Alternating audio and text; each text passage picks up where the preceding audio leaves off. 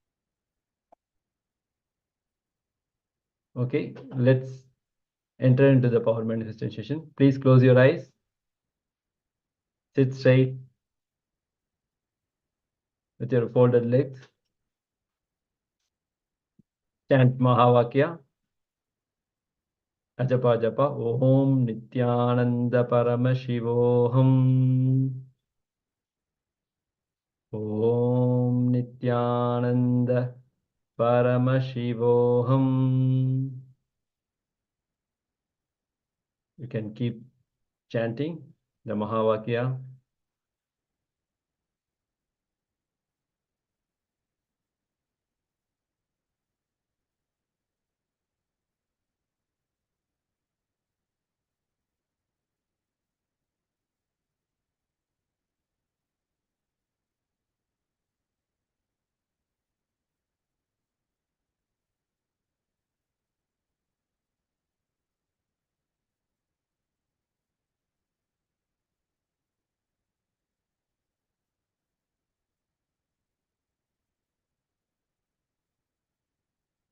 Once again, remember not to arithmetically come to the conclusion, logically arrive at the answer, just with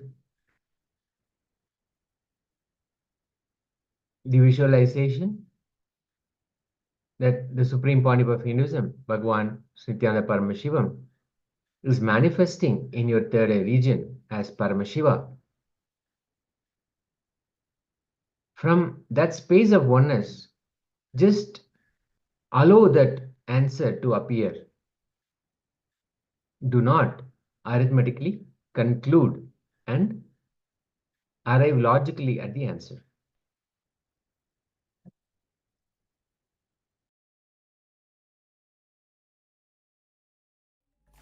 Om Nityananda Paramashivoham.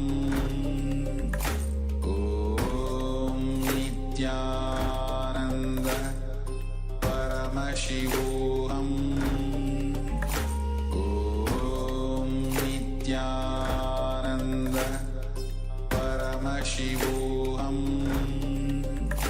Om Nityananda Paramashivoham. Om Nityananda Paramashivoham. Om Nityananda Paramashivoham.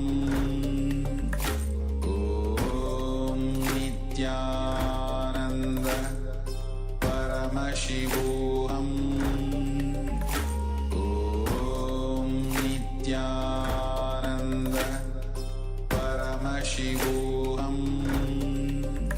Om Nityananda Paramashivoham. Om Nityananda Paramashivoham.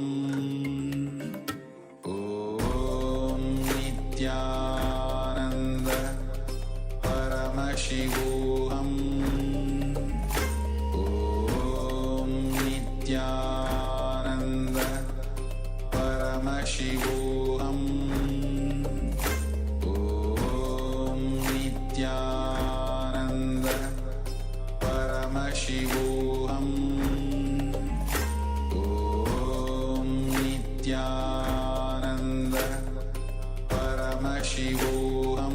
Paramashivoham.